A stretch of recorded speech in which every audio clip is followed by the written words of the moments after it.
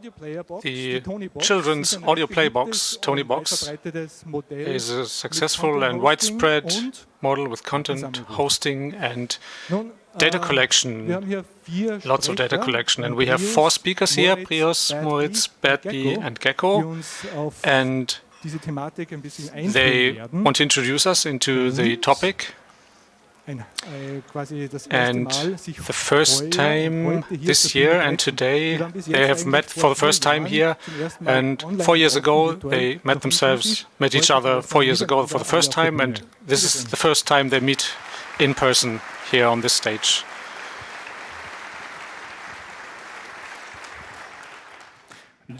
Thank you, thank you.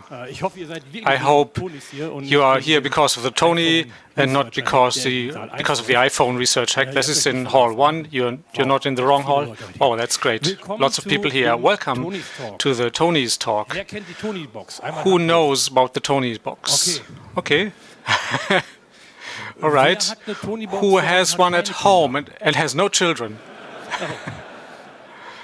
All right, this will change because we really liked this Toniebox. I don't have to explain a lot about what it is. Those who don't know this, it's an audio player for kids, which has no display and has really only 2 buttons for changing the volume, and there are these figurines, and there's a little NFC chip. I can tell you that now. There's not really a tape in it, an audio tape, but if you put it on top of the box, then it plays the audio play, and you can buy these for 15 or 16 euros. And if you buy the license with that, I don't really know, but you can hear the audiobook with that. And we want to show you what the idea of this talk is and why do we want to talk about this Toniebox. And I talked about this figurine. It's really the only way to play this content.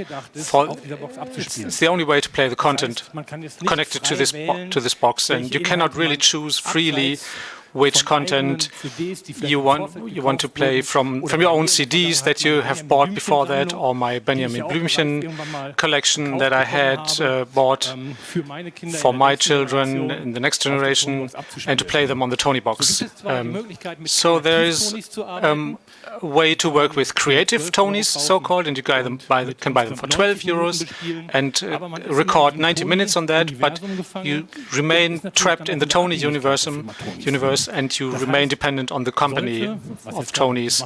So if they're going public right now, and should they become bankrupt in the future, then all these functions of the Tonys were lost, because the whole box is completely cloud-based and all the contents are controlled by an app, by a web application, and downloaded from the cloud, and there are no independent possibilities.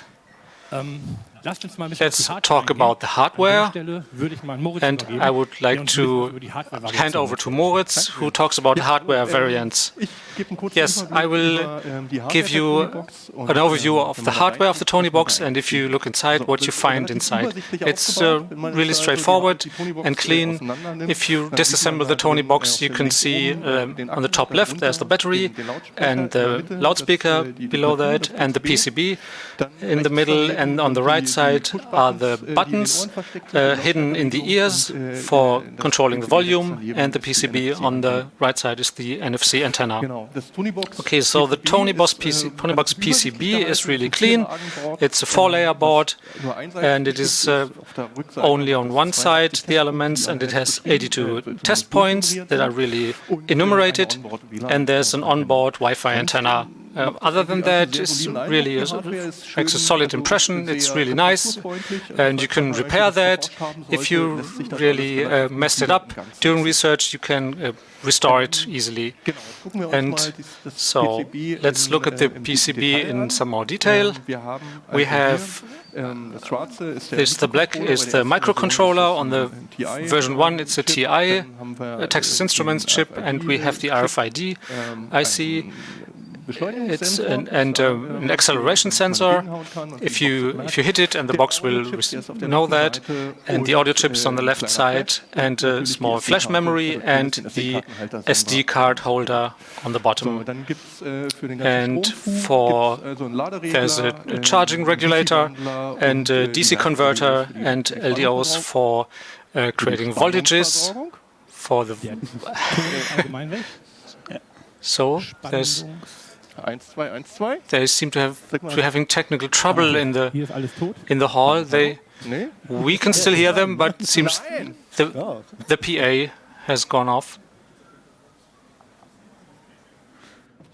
So there's no sound in the hall, I think. So there's an unexpected break there.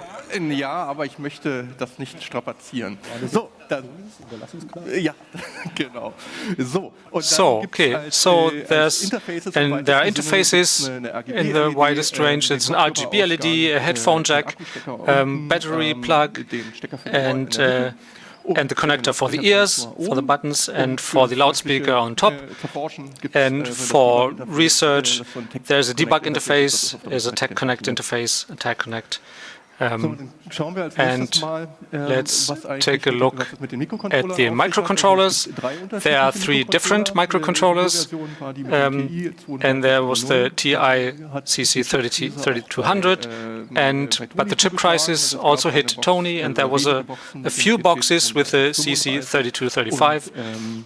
And the current boxes have an ESP32 chip and are equipped with that. Oh, okay, so there you can see it. So this is the CC3200, and we call this version 1 and version 2 of the hardware. And version 3 is quite rare, and this is the current version 4 with the ESP32. And a few details about that. And this one is quite widespread, as I said. This has a Tag Connect interface, and you can read the flash memory. This is unencrypted and unsigned, and the CC3200 tool can be used for reading and writing. And with the Hacky box, we made a custom firmware and a custom bootloader, the Hacky box NG.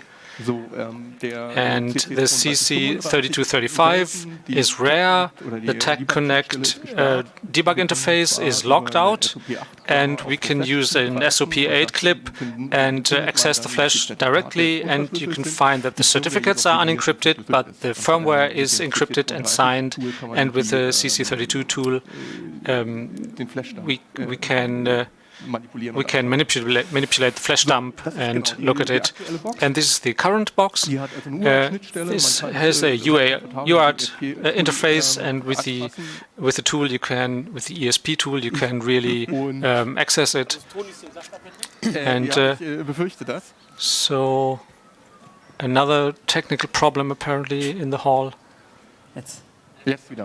So we're back. Okay, so I'll finish this quickly. There's a proof of concept firmware with ESP Ueno, and we made an open source replacement firmware which already has the most functions of the original firmware, and we call it Toniebox. And this concludes the hardware, and I give back. Thank you, Moritz. I hope Tony's isn't cutting our mic here. Let's talk about functionality. How does this box work? Contrary to what my parents believe, the audio isn't stored in the figurine. It actually comes from the cloud. The NFC chip only identifies it. The Toniebox sends that information to the cloud and fetches the content from there. But it also has an SD card. It's usually an 8 GB card that stores the audio files that have already been downloaded, so they're available in an offline mode. So it's not preloaded. It has to be loaded from the cloud and from the Wi-Fi. These audio files tend to be in this 60 megabyte range. The content is fetched by placing the Tony figurine on the device. It reads the UID of the tag. If the content is not on the SD card, then it initializes the download process and stores the file on the card. How does the NFC chip work? In the bottom left, you see the chip that's built into the figurines. It's a 10mm ferrite rod with a copper antenna, 21 windings, and on the head of this, there's an NXP SLIX.2 chip that plays a particular role because it can't be detected. People have tried accessing these figurines with various readers, but were unable to find out what's on them. We'll talk about the privacy mode later, but this is a comparison. Of course, we try to get our hands on our own chips to work with our own custom tags. Look towards China, of course.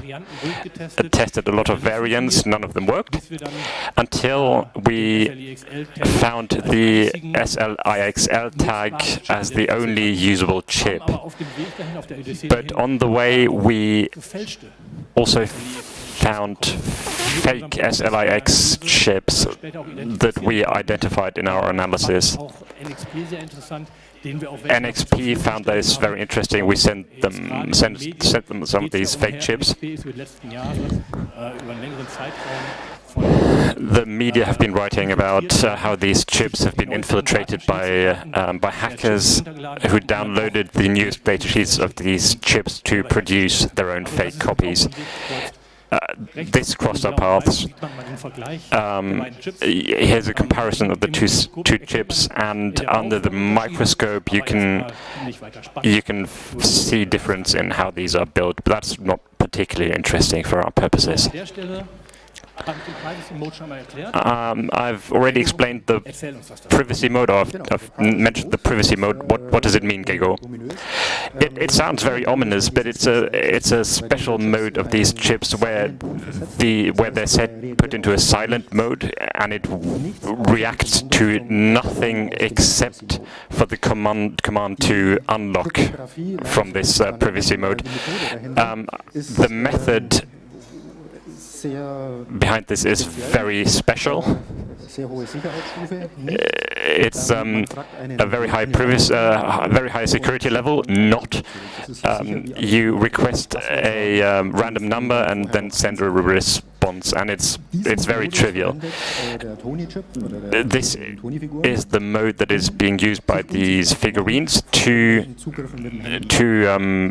become invisible to accesses from mobile phones. The box, of course, knows about this method, requests this random value, returns the XOR encrypted value, and afterwards the tag is accessible in the same way as any other tag. Then the UID is requested, and the memory contents of the figurine are requested. These are 8 blocks, but the box tries to request 9 blocks. This is only to work out if it's a fake check that contains random data. The UID is stored, and the block content. The box then locks the figurine again and only uses it for presence detection. This happens when you place the figurine on the box, and within half a second the box starts playing music. What happens if you remove the figurine while it's being read? The figurine then is readable as any other NFC tag.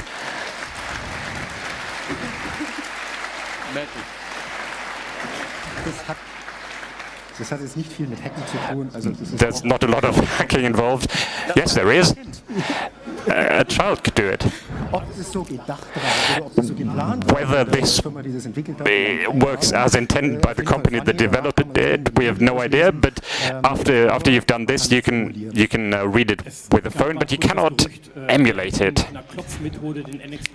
There was the rumor that we'd broken this chip, that we've cracked this chip with a knocking hack. That's not true. Afterwards, it only does presence detection.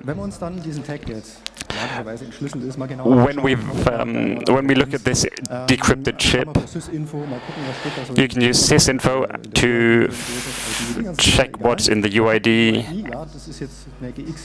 It's an ext UID of a real Tony, and if you do a memory dump, you have these 8 blocks with the memory contents, and we can. It doesn't. These don't contain the music.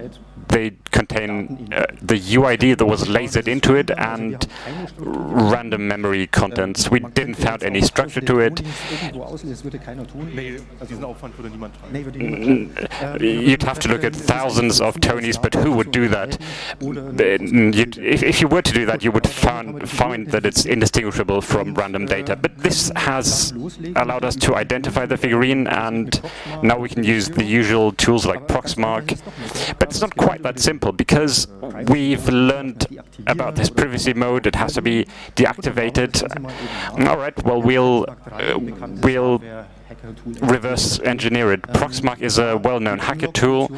It didn't implement the unlock feature. You also can't send the commands manually either, because the field of the NFC tag has to remain active during the request of the random and the setting of the password. It's quick to implement, though. We just sent a pull request. Emulating this is the next step. We extended our fork with the emulation and also implemented that. I don't know if any of you know the Flipper Zero. It can do NFC emulation. We also implemented the unlock feature there. But emulating is a different story. The chip that is built into this device cannot emulate SLICs. It can't really emulate NFC V fields, but it does have a pass-through mode where you modulate the strength of the field from the microcontroller and get the reverse modulation of the NFC chip via a pin. So why not? Let's bitbang ISO 15693, and it doesn't sound great blocking a microcontroller for all this time. It takes time. And yeah, you can do a few pre-calculations, but we would need 160 kilobytes of RAM just to do the calculation. So we played around with ring buffers and just-in-time calculations, and in the end we even launched a pull request with the people with Flipper Zero. And in the end, the Flipper Zero tells the Toniebox it is a Benjamin Blümchen Tony figurine. With that, we had the perk unlocked, and we could emulate the NFC, and we can do a lot of funny things with that box. NFC, as we learned, we can emulate it. We know what data goes in, what data has to come out, but there's also the SD card. What is on the SD card? So it's very easy. The card is formatted in FAT32, so we could read it out. The folder structure is fairly simple. The numbers, folder names with a simple file. It just looks like a random number, but we realized the numbers are not that random.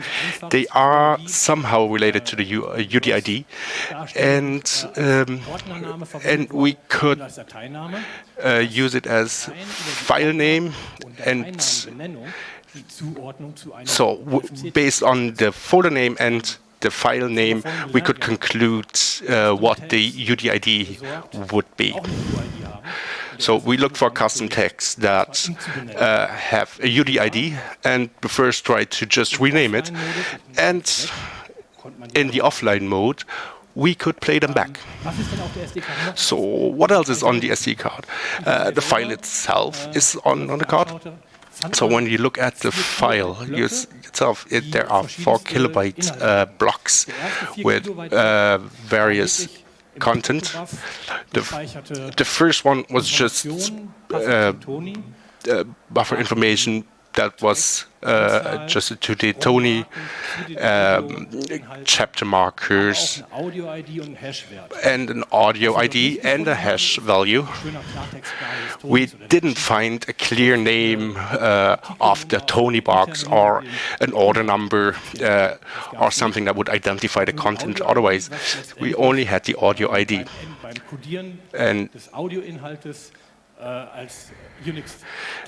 And that would fall out as a Unix timestamp in the end, but we couldn't see the content itself.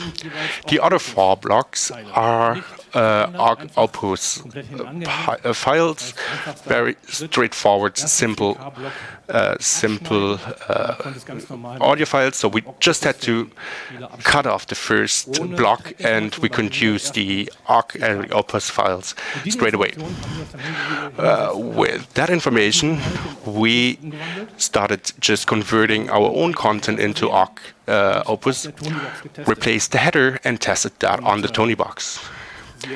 And big surprise, we could display it the same way, and we could play it back the same way. So what are we going to do with that information now?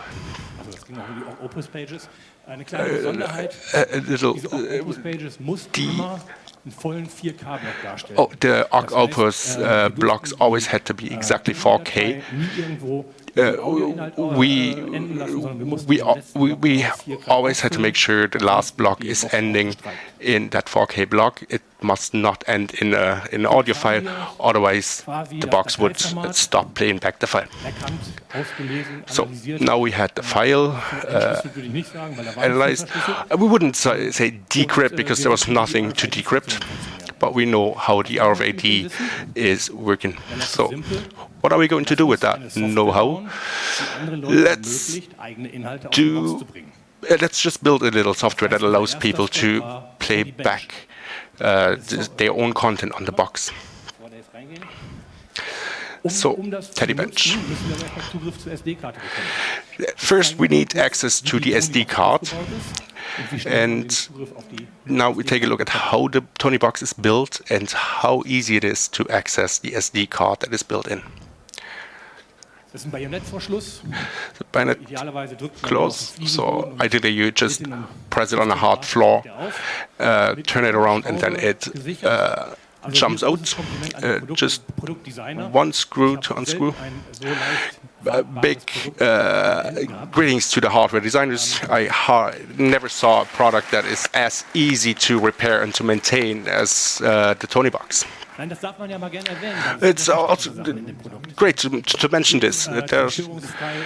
It's great. There's no glue, no clips, so it's very easy to take it apart and to get access to the components. And then you just take the card and you put it into an SD card reader, and you can work with that.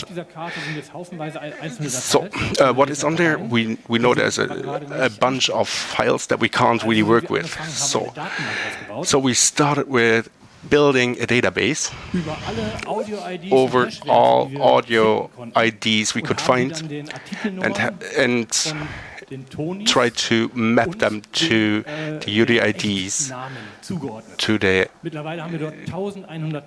So now we have 1,100 Tonys in that list mapped to their order number.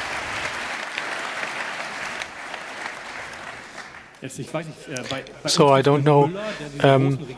There's a Müller with the shelves full of these Tonys. I never saw 1,100 of those, and that's because Tonys are so successful now. They are in the UK. They're established in the UK, in the United States, very well established in France, and also there's a Hong Kong edition now, and there are quite a few similar Tonys, but in different languages. Between the English and the American Tonys, there are differences. And this information, we collected all this information, and we're really thankful to the community for obtaining the hash values and the audio IDs. And we can use this information in our software to really display the correct icons in our software. So, as you can see, the software can read the SD card and can show the entire content, and then it allows us to do lots of things.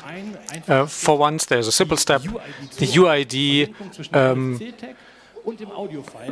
correlate the UID and the audio file, and you can see that below there, and the tags all will begin with E0043. That's the standard identification of the EFC, and all those bytes are the unique ID from the Tony Cloud. And all these IDs are correlated, are assigned to the audio files in the cloud during production, but we can change this assignment. And we talked about privacy, about the privacy mode. And so here we have in the Teddy bench, we have an integration of the Proxmark and just connect it via USB. And for identification of the UID, you can simply read the tag from the Proxmark, and you can read the UID and assigns it to the audio ID, and you put the SD card back into the Toniebox, and then you can successfully, with a custom tag. We don't have audio? So, sorry, doesn't matter, but you would hear a nice Bavarian kids song, which is not offered by Tony in this form, but it works. And I can assure you, this is a piece of a children's train to which we have glued an NFC tag, and the box easily plays it.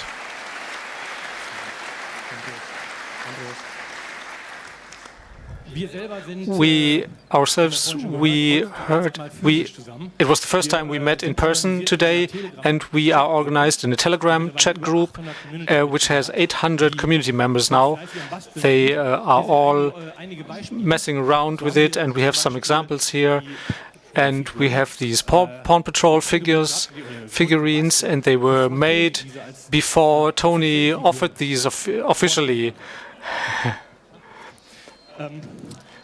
And furthermore, who had 40 Tonys taken on holidays, who knows how much volume they take up if the kids want to carry them along.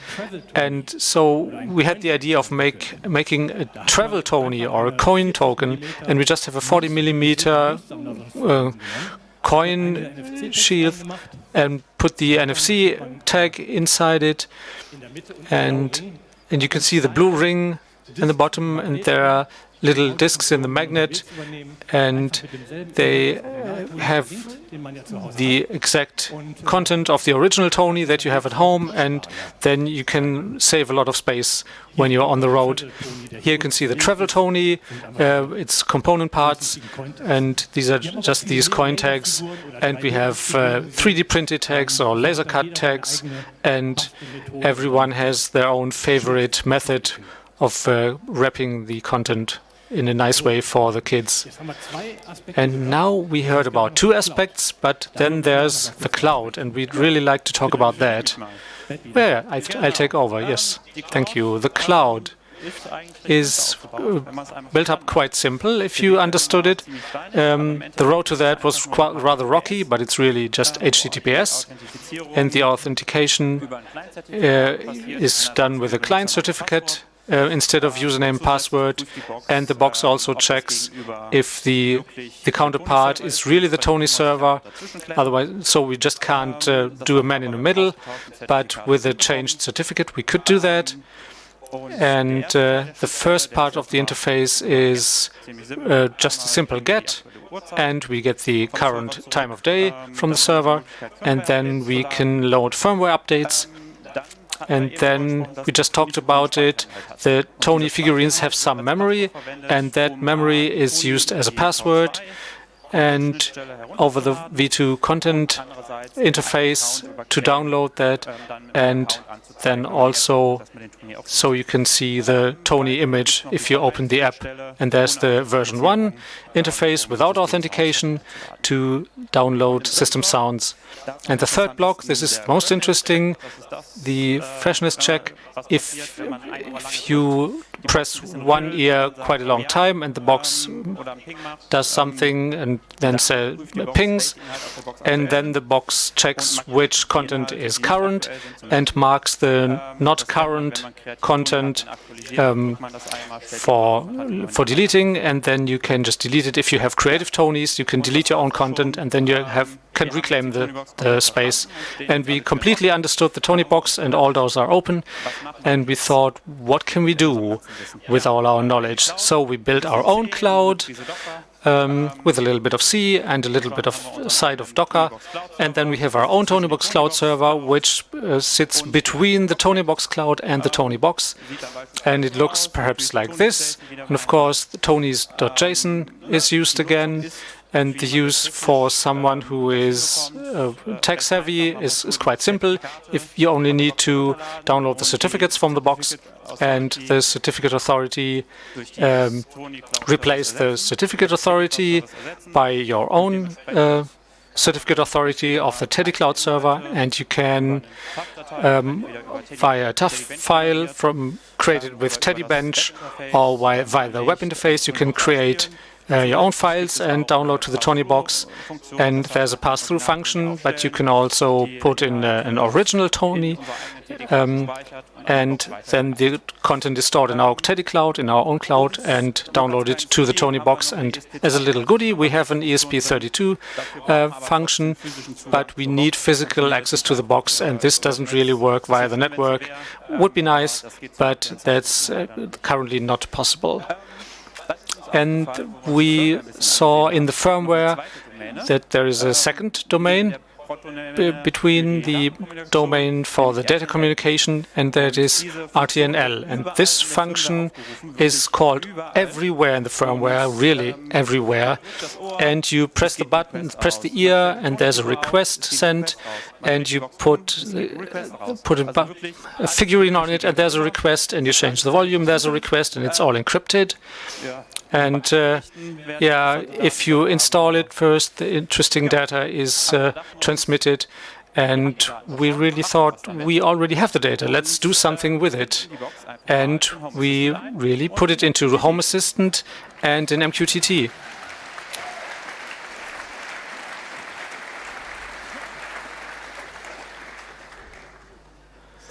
So again, the same thing in action, and we put that on, and the data is downloaded, and there's the name on the LCD display on the bottom, and the next Tony, same game, the same show, and this one I don't know it's the toilet here, it's a really funny Tony, and the LEDs blink, and a little custom tag that doesn't play anything, but can trigger your own content from Spotify or so, and you can even change the volume of your own hi-fi with the ears, if you like.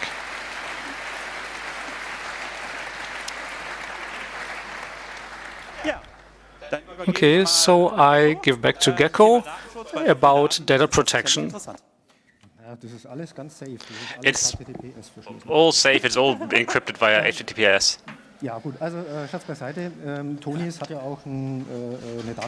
Tonies have a privacy policy. We looked at it in detail, and it contains quite a lot. But before we talk about that, let's summarize. There are several domains, the prod.de.tbs.toys. It contains the contents and firmware, and then the BXCL domain contains protobufs and all of this, but it's all apparently in accordance with the GDPR and hosted in Germany. So but it's weird. You place a Tony on the box and it gets locked to the cloud. You change the volume and it's locked. You press a button to skip a chapter and it's logged. Wi-Fi information is logged to the cloud. You end up being very glad that it doesn't have a microphone, because I have no idea what would happen then. Privacy policy is a wall of text, but the interesting parts of the privacy policy is this section that explains in great detail when you use your Toniebox for the first time. When you push a button, something is being sent, everything with the client certificate and IP address and timestamp. During use and during the setup, Wi-Fi IDs are being logged, SSIDs are being logged. This happens during setup. So it's all safe. I mean, who cares? It's a one-time thing. And apparently all the information is being transmitted anonymously. But as soon as you give them your Toniebox ID, it can be linked to a person. As an informatician, as an information scientist, this is pseudonymous, not anonymous, but I'm not a lawyer. So let's have a look what's in this Tony Cloud. There's real name, box ID. Let's send them a GDPR request and see what comes back. And they promptly, within 4 weeks, gave us collected this information, sent it to me, and confirmed what I already knew, my email address, my name, the Tonys I've got. But what about all this other stuff? Well, it's in accordance with the GDPR. Check. But hang on, there's information with Wi-Fi IDs, key presses, and so we sent another request where we explicitly asked for this information from this server, and they said, no, it's all anonymous. Every row in this database I imagine it looks something like this. Only has the box ID and not my real name, and that means it's not personal data, it's anonymous. Well, great. So this is in accordance with the GDPR, apparently. I don't know. I'm not a lawyer. I have to believe it.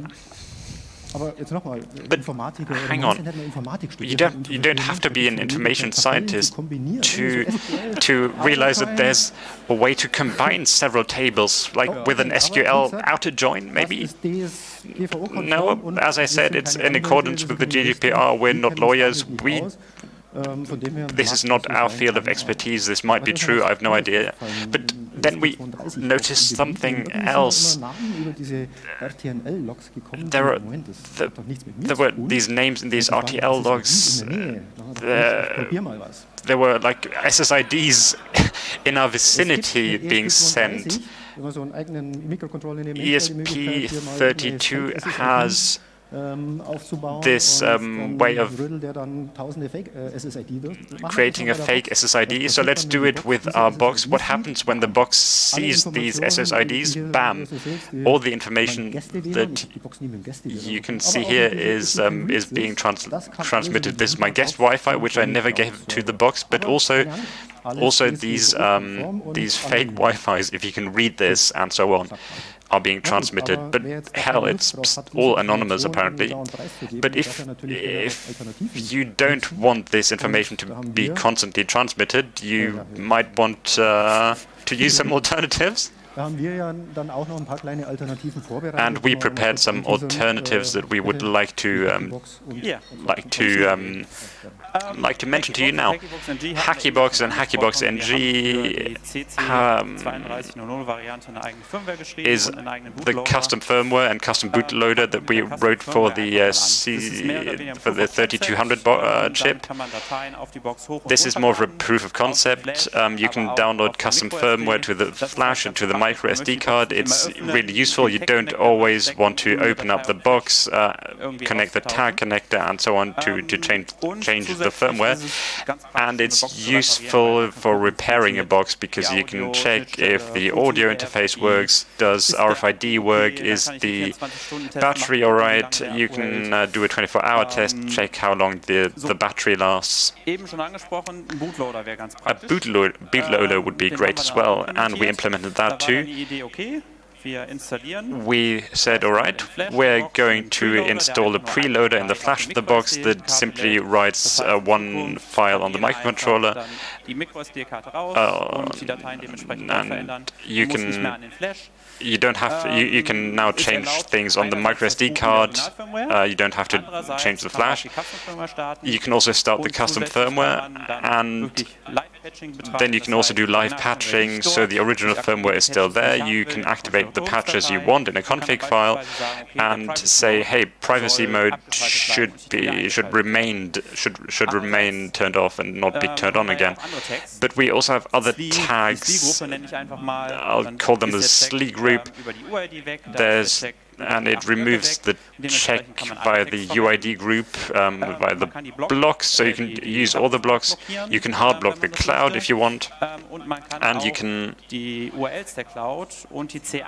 change the URLs and the certificates of the cloud, and it allows you to use the original firmware and the custom firmware and the custom cloud next to each other and switch easily between them. You know, as you all know, children tend to be in a hurry, and if you want to sleep at night, the Toniebox has to work. Next block is about modding and repairs. Here are some impressions. In the center here, there's a home-built battery pack. On the left is the typical problem if you disassemble a box for the first time and where things break, and we like to help you repair your box if needed, because we know quite a lot about how it's built. We have the RGB ring at the top right as well. Someone from the community said, all right, I'm going to build a ring. I want my box to have some pretty lights. This topic was very dear to my heart. We had a request from the community, from Toro and their little daughter, who are unable to use the Toniebox 100%. You usually have to hit the box and tilt the box to skip tracks, and due to bodily impairments, they were unable to do that. But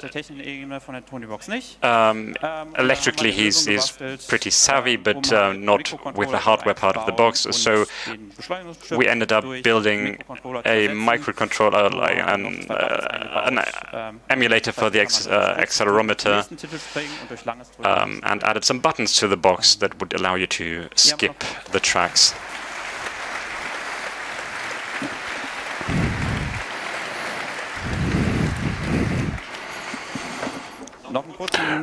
Further to the Bluetooth audio mod, there's a pre-made platin PCB.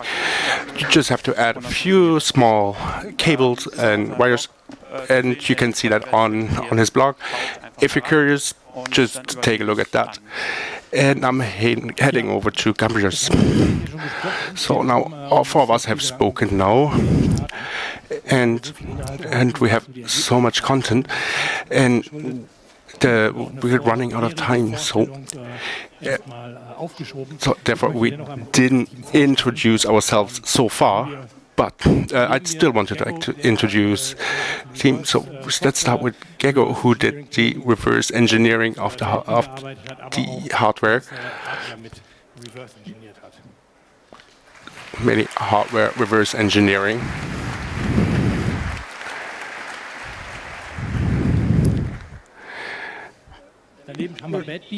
This is Badby.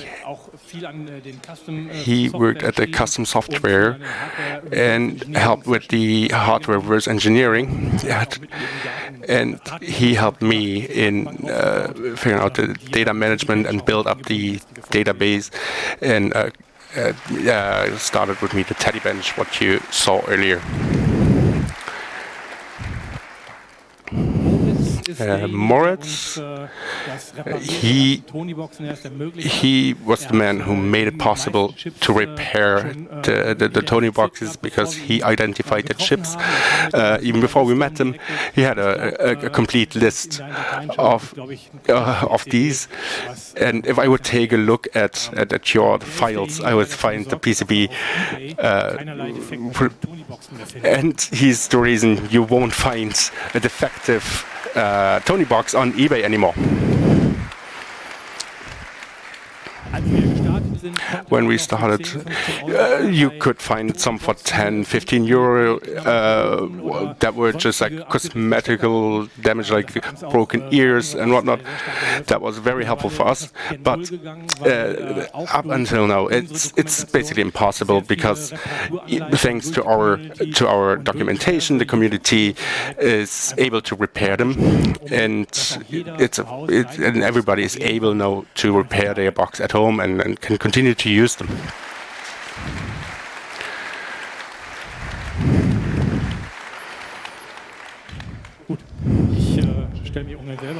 I don't like to introduce myself, but I manage the communication, and I took a look at the NFC and the data management.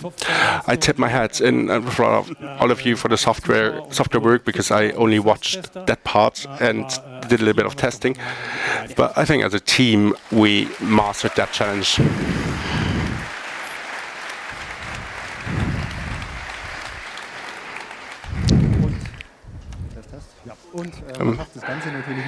It's impossible to do that alone, so we need a community, and I would like to thank the community and every members of the Telegram channel, especially Blue Musgul. Also at Nord, who wanted to do a talk on audio boxes and reverse engineering, but he had to withdraw because he wanted to give the stage to us. We also would like to thank Aronia AG, who lifted a lot of the hardware. Some of the works would not have been possible without them. The field measurement and to find some smaller box. Also thanks to Lab4One, who donated a Flipper Zero to us. And thank you very much to the entire Telegram group. Everybody is helping each other. And a special thank to Philip, who's always like, just briefly before Christmas, he published these pictures of the PCBs. And he's always busy, but he managed to do that briefly before them. And RFID friend who supplies us with NFC-Tags and helps us out if we failed. And he's able to deliver the original RFID tags. And here you can find a few more contact information. You can ask I'll just take the picture of the QR code and try to read it over text. We will most likely be here until the end of the Congress for the rest of the week. Don't hesitate, just call us, text us, and I think we're going to start with the Q&A session now.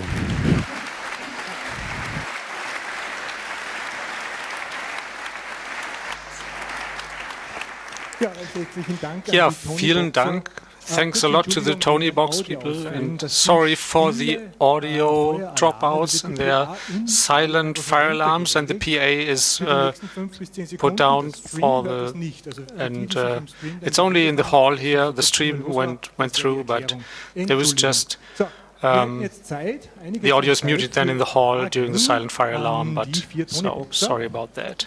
So there's time now for questions. So there is one from the internet. So the first question from the internet is, can you, for example, the firmware of comparable audio players, for example, ESP Uino, can that run on that hardware?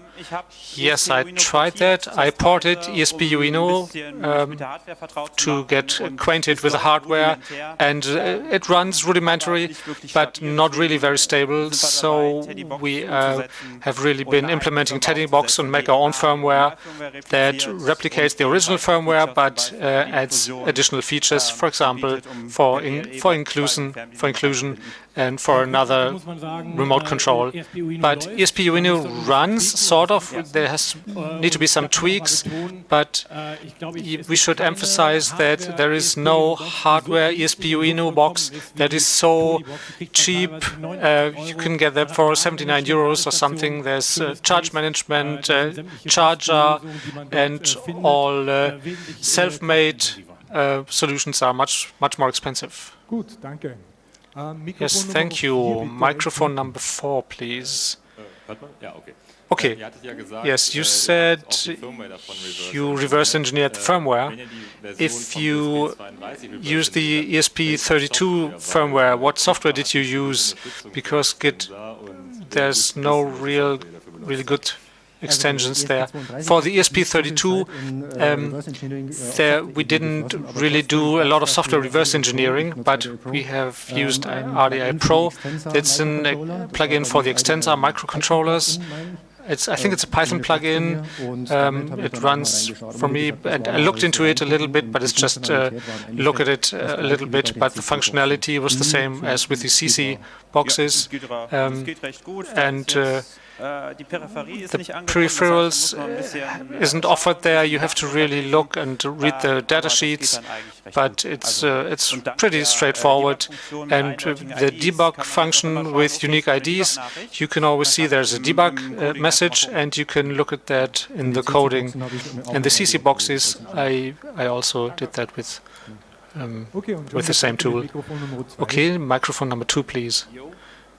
The question is, if you have used this RTNL domain, just block that. How does the Toniebox behave? Is it strange, or it just works? It is data privacy friendly, and you can block it, and it's quiet. Then you can, and that works. Yes, thank you. Is it right that you can also block individual songs on the Tony, and there's a filter? If one song really gets on your nerves, so you can block just that one song. Is that possible? We cannot directly block track 4 on this Tony. Is really difficult to do. But if you really use and just delete the audio part and put it back onto the device, then it's possible. Yeah. We would so then operate it in offline mode. Then the privacy is fine, and then there's custom content is then possible without restrictions. Mic number 4. So you sent a GDPR request to Tony. Was there any further contact or any complaint to the regulators?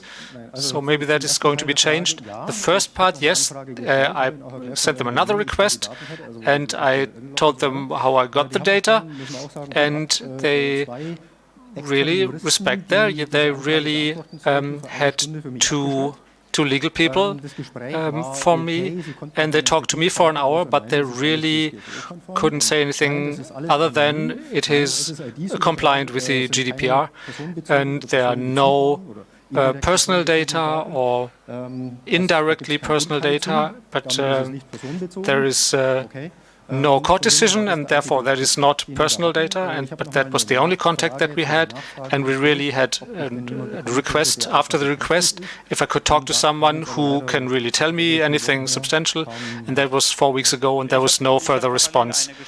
But I also sent a request a little bit later and asked again, but I haven't received a reply so far.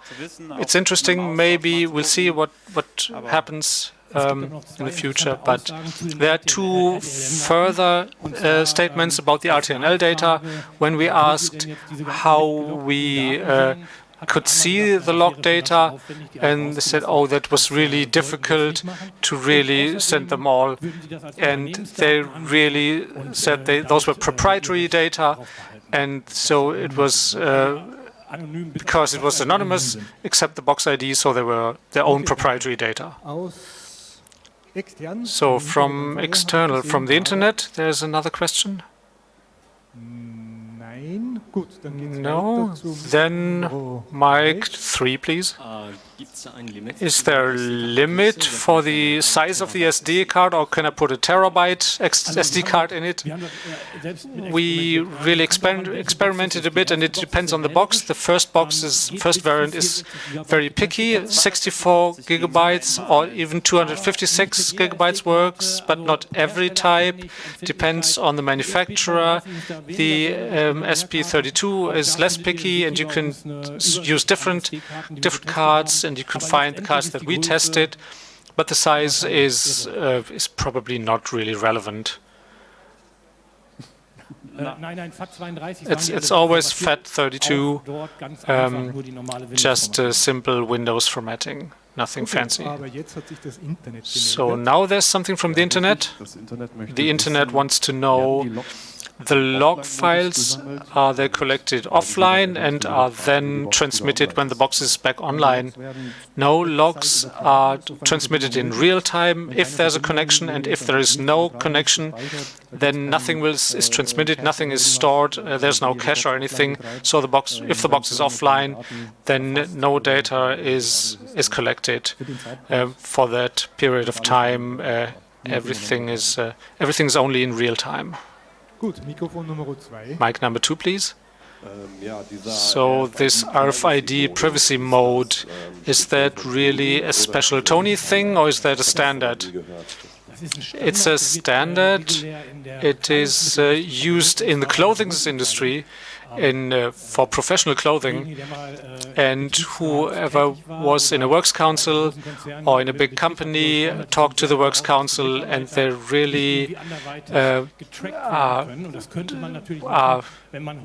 really want to make sure that employees cannot be tracked via their clothing, and so this special clothing tags can be deactivated, so the employer cannot really track the pants, for example, and only the maintenance or the laundry company can really give them back to the correct employee. But now these really use a new standard that is XML2, and there are also now Chinese magic tags where you can change the UID. So in theory, you could create a Tony clone but for the first version that doesn't work, and the SLE, the version 2 chips cannot be used. They could 28 memory blocks. The Toniebox really inquires explicitly the 9th block, and there needs to be a certain error message because the old chip only has 8 blocks, and so they make sure that only this very special old hard-to-obtain chip is used, but it is not a function that was especially developed for Tony. So one last question at mic 1. Would you say that the Toniebox as such is a cool product? But it's just strange corporate decisions, but it's otherwise a cool machine. Yeah, hardware is really fantastic. Really, I use it for development, and I use it with hardly any changes. And my daughter has lots of Tonys and lots of Tonieboxes, and I really said initially I don't want that, and then I really started looking into it, and we really came together like that. And it's really a really good product. There's really nothing against the idea and the concept, and the company really has a nice story to tell, and they have a great product that really feels very well, and so we really are big Tony fans. It's just that we have a private hobby that looks deeper into it, into the background, and it's really a lot of fun. Yes, thank you very much.